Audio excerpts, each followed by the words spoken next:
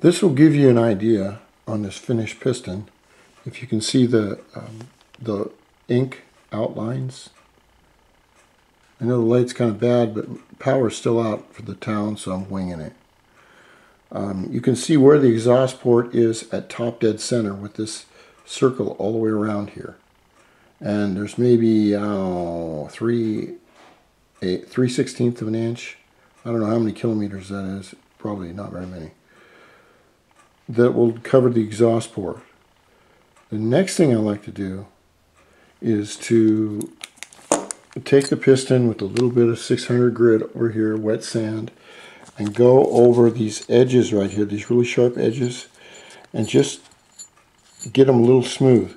Now the book says that on your pistons, if your pistons are fine and everything, and you can see the outline of where the exhaust is going to be, this has got to cover the exhaust at top dead center.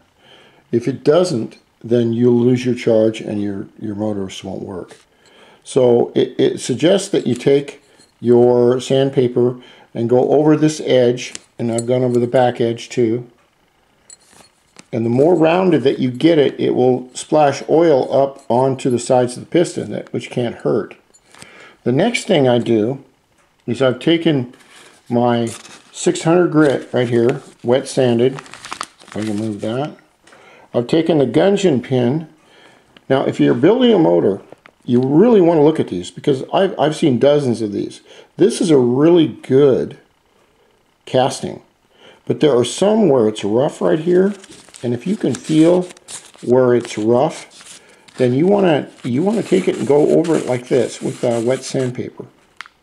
The reason I do this is because when we apply these circlips to the piston right here, right in there, I had a gudgeon pin on a absolutely killer 54 millimeter engine, and I was taken off from a stoplight, and all of a sudden it went bwop and died.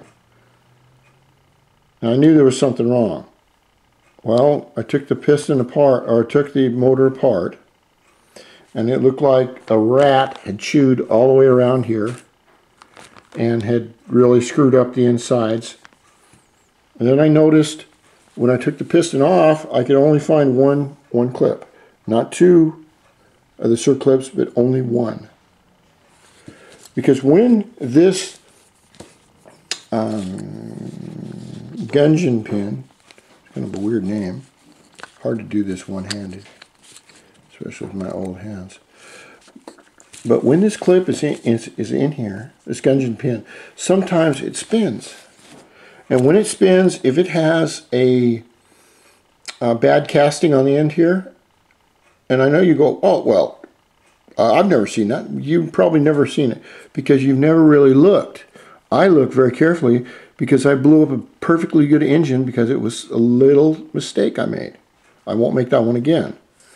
I clean up the ends here with the sandpaper, 3M, 600, whatever you want to use. And then when I put this together onto the con rod right here, as you can see, they suggest, the book suggests,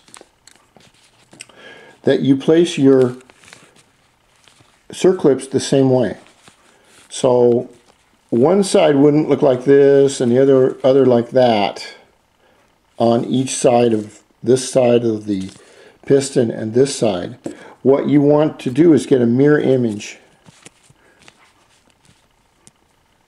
And why, I don't know exactly, but it seems that if that's what the book says, it'll only take me a little bit with the needle nose pliers to put those on.